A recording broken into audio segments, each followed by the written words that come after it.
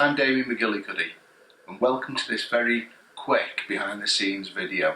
One of the wonderful things about the OMD actually is when we get 2 minutes to stop, we can just pop it into video mode and share a little bit of what we're doing with you. So I apologise in advance, we're still very new at the videoing malarkey, whereas stills are a little bit more au fait with.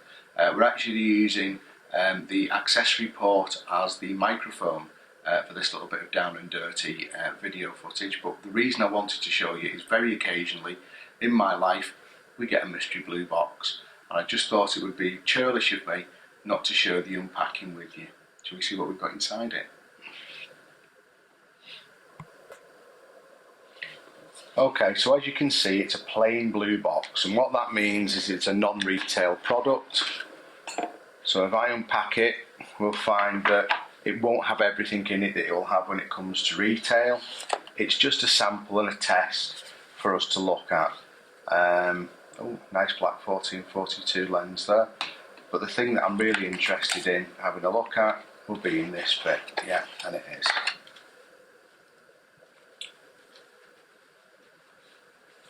This is the new biggest and baddest pen. Just get rid of the box. This is the EP5. And that's my first look at it in my hand. I've got to say, one thing that always annoys me a little bit about Olympus is they never ever really talk about the build quality. One of the things that I think is fantastic about their range of cameras and the accessories is how well made and well thought out they are. What have we got? Yeah, flip out screen, just like its brothers, sisters. The twin dials that everybody's talking about. Well, let's just see if there's a battery in it. Yes, there is. Good thing about the battery is they've now adopted the same battery as the OMD. So for people like me, it means that if you're taking both cameras with you, you only have to take the one charger and the one stock of batteries. There's no hassle with it. Right, let's get a lens on it and see what it does. Okay, body cap off. 17mm on. You can tell I'm a pro because there's no back bit on it. Job's on, lens cap's off. This is quite nice. I quite like the little lever for on and off. It has quite a robust feel. You can see that it's booted itself up straight away. Half press, shutters just as fast. I've already popped it into square frame mode. One of the things I do like about working this way, especially if there's not a built-in EVF or an accessory EVF, is I like to shoot as though I'm shooting old medium format equipment. It just makes me feel better. There's loads of the old pro in me that wants to hate this sort of stuff. I keep saying that, but I find that it's hugely compelling in the images that I'm managing to take with it. The other thing that always impresses me as well is it makes me feel like a bit of an old superstar of photography. The days when beautiful work was captured on rangefinders, it's not that dissimilar. One thing that does surprise me is it's not dissimilar in size from the OMD. If I bring the OMD in, if you just compare the body, it's pretty much there, minus the hump of the EVF and the battery grip. Now for me, working with it professionally, I much prefer the battery grip on the OMD. I don't like to use the OMD without the battery grip, but I see this as being a totally different tool. This is a lot more free, a lot more spirited.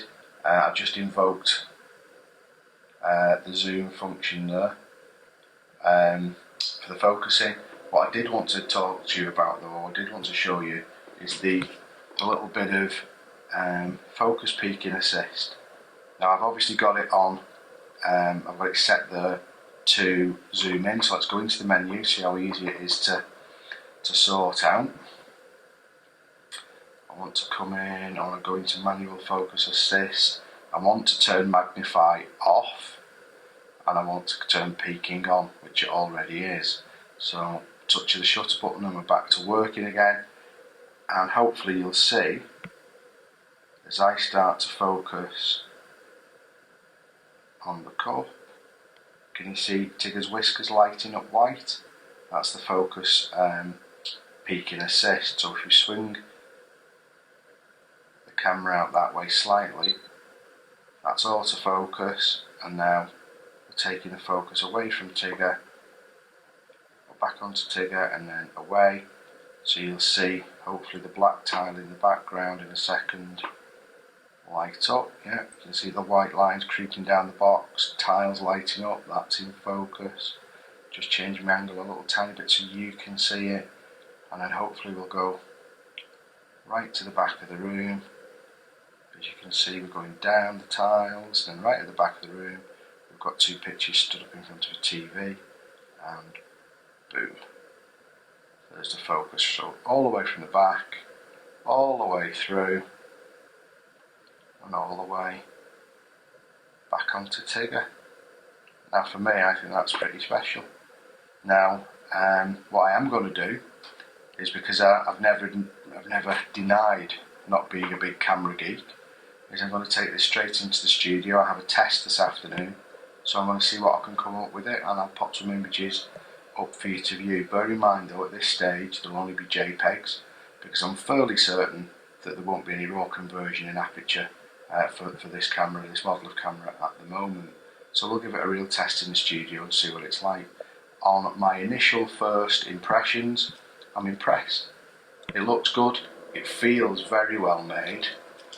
Let's have a look how quick the autofocus is. Focusing on the bottle in the centre of the table. Boom, job's done. Back wall, boom, job's done. Right, we're in aperture priority at the moment. I've set it to fluorescent because there's fluorescence in these offices, and I've increased the exposure compensation by a stop because it was a little bit dim. Now let's see what the picture looks like.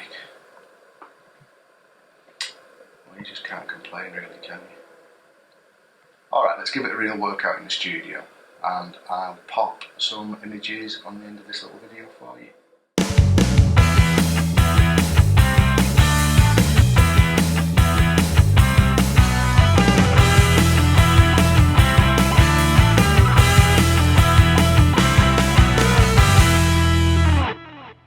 So there we have it. We've just dropped in a few pictures for you. We've used obviously JPEGs because we've had to. So you've got monochrome straight out of the camera, you've muted colour straight out of the camera, and I've got to say, apart from tidying up a few stray hairs, it would have been very unfair on the model not to. They are, as they should be, out of the camera. Got to say, I'm genuinely impressed. I'm not suddenly going to start shooting on a pen now. I'm still enjoying my little love affair with the OMD, but it does give you a few subtle hints to what's coming in possibly the next camera or the next incarnation. So watch this space, it's all very exciting. I genuinely believe that this is evolution and revolution. Cheers for now, see you soon.